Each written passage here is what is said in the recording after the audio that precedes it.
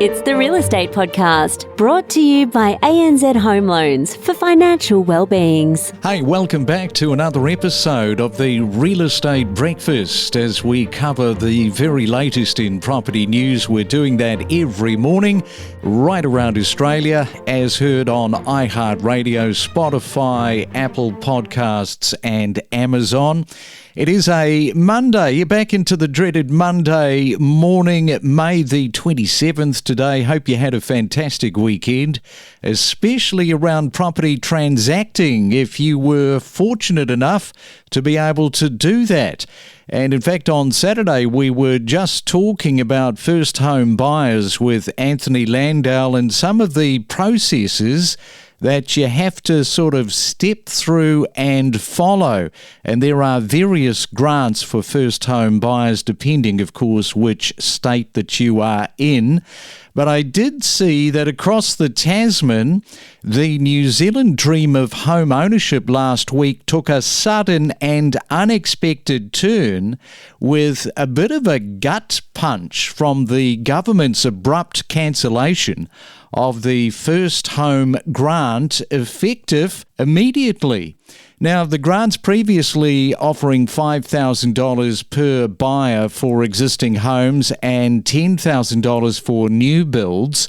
The Housing Minister, Chris Bishop, announced this at a press conference, stating the following. We are discontinuing the government's first home grant scheme, which saves $245 million over the next 4 years.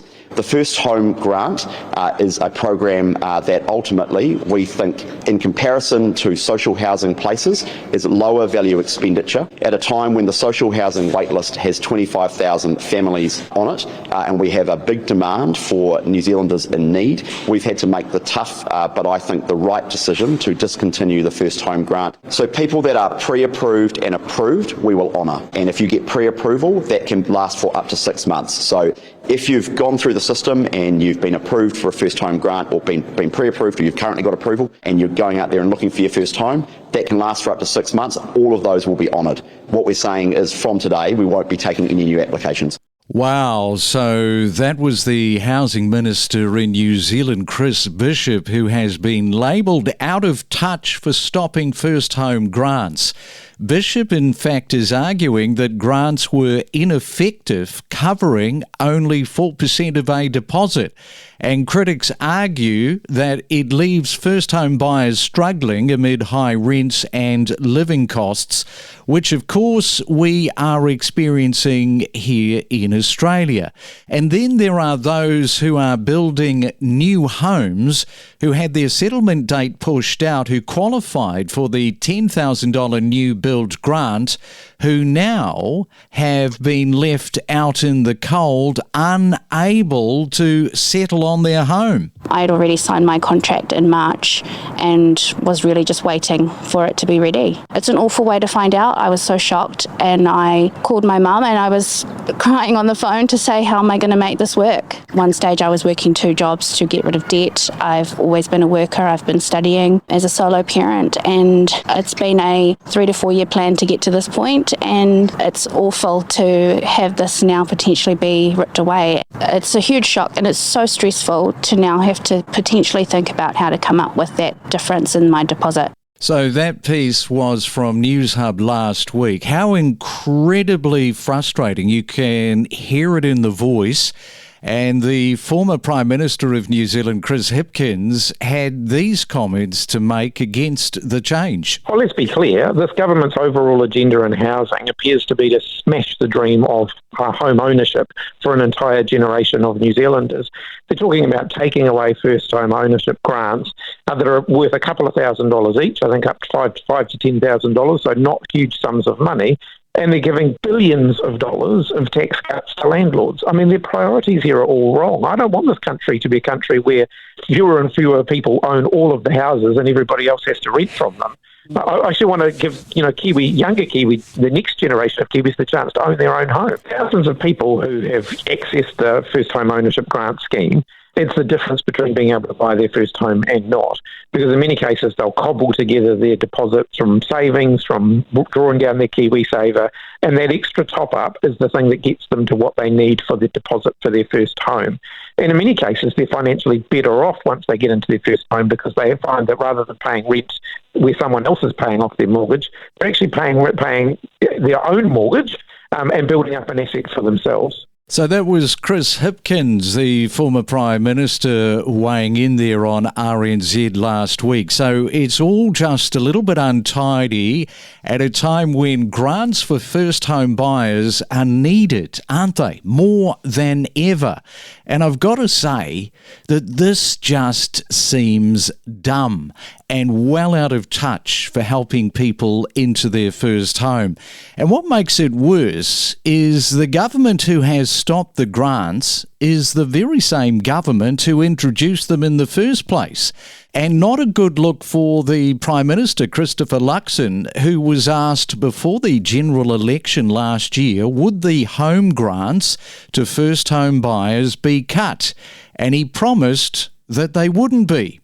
So let's right now go to Tapere Hewett, a mortgage broker in New Zealand, for her thoughts. And a very good morning. Welcome to the Real Estate Breakfast. Yes, thank you for having me. Well, Chris Bishop, he has been called out of touch, and the comment that got me was him arguing that the grants were ineffective, covering only 4% of a deposit, which is him trying really to justify and say, hey, it's just a small amount of money, you know, it's neither here nor there. But when you are a first home buyer, every cent, every dollar is just so crucial to putting together your deposit, or at least that's what I thought. Yeah, no, absolutely. He's completely out of touch. I mean, with the cost of living here in New Zealand and then being absolutely blindsided by the first home buyers grants being abolished, it is absolutely disgusting. We've got clients who are absolutely stressed out, not knowing how they're going to complete their transaction. So it's not great at all.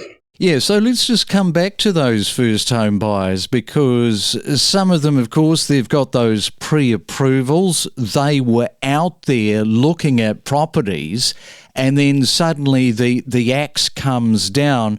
Although I note that he is saying that pre-approvals, am I right in saying that they'll be covered for the next 6 months, or is there something different in that conversation? That's right. The pre-approvals will be covered for the next 6 months. However, if a customer's build is not completed, for the next 8 to 12 months, they can't renew. So we are having to work with the lenders and asking our clients to work with Kāinga Ora, who provide the grants, to see if there is any leeway there.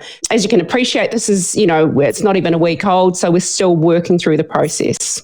What I don't understand, though, is if you're going to suddenly stop it and somebody has already commissioned the build is already happening and some money has already gone to the builders, how is it that $10,000 for a new build is not being guaranteed by the government? I don't understand that. And neither do we. And we would hope that the government would put a lot more thought around this, and that if people have sale and purchase agreements in the pipeline, they've confirmed contracts, we would hope that they would still continue to honour this until the settlement is complete.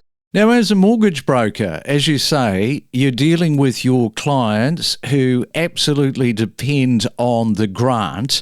I mean, you must have been in the last few days acting like a grief counsellor, because at the best of times or the worst of times, we know that mortgage brokers are always having to hold the hand of their clients, none more so than first home buyers. And to be treated in this way and to be told that it's only 4%, I can imagine that this has been absolutely shattering for people. Yes, absolutely. It is very shattering for people, completely out of touch. They're saying 4%, it's only 4%. Well, that absolute 4% is the difference between somebody getting on the property ladder and someone not getting on the property ladder. So, yes, this government is absolutely out of touch. So what we're doing with our clients is we are having to almost counsel them and reassure them that we will get through this process together. And, we are liaising with our lenders to see if there's anything they are going to assist with. At the same time, in touch with Kāinga Ora to see what help there is out there for people who already have contracts in the pipeline. So they need to honour these, otherwise they're going to, if they don't settle in time with the deposit required, then unfortunately they're not going to meet settlement. They could potentially be sued. Yeah, that's a good point that you're making. If they're being sued, boy, that just goes down a completely different rabbit hole. And for first home buyers, home ownership does provide this stability and security, which is a topic that we were just talking about a few days ago. And the underlying issue still remains the chronic shortage of housing, necessitating increased construction. And first home buyers are, of course, a part of that mix. Absolutely. I mean, for us, home ownership is, about governing your own space and not letting a landlord, control the way you live. So we are massive advocates for our first home buyers getting on the property ladder, and every bit of support counts. That's our feeling at Hewett Mortgages, and we will do everything in our power to ensure we assist our first home buyers no matter what, get on the property ladder, and we just need to look at other avenues and see how we can assist. The other thing that comes to mind with all of this is the actual politics, because you'll have a lot of mum and dads assisting their children into their first home. Suddenly they do not qualify, and I wonder how many of those mum and dads voted the government in, and if they were asked, hey, would you vote this government in, might be changing their vote. Yeah, well, it could do. I mean, we're talking about a government that actually introduced the first home buyers grant, right? And then all of a sudden taking it out, and who did say that they wouldn't abolish it. And then all of a sudden it's, they haven't been quite truthful in that respect. So they will be thinking about whether whether it was the right decision to make in terms of voting this government in.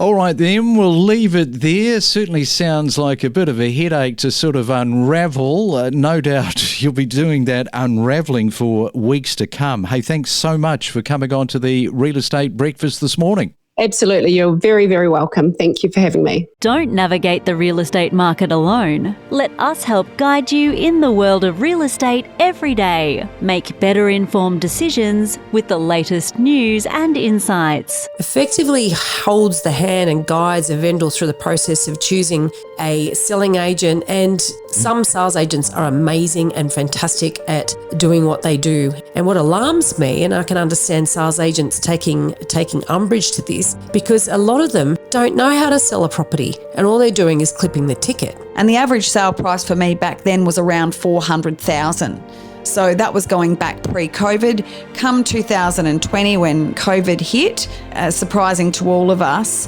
3 years on with the growth that we've got, it's sort of our average sale price, my average sale price down this way is around that $800,000. Yep, it's certainly very unique. Not every day a whole town comes up on the market. And what really makes this one, extremely unique is its location. It's strategically located, inside of an hour's drive of San Diego proper. So a big name doesn't guarantee that an investment is going to work out okay for you.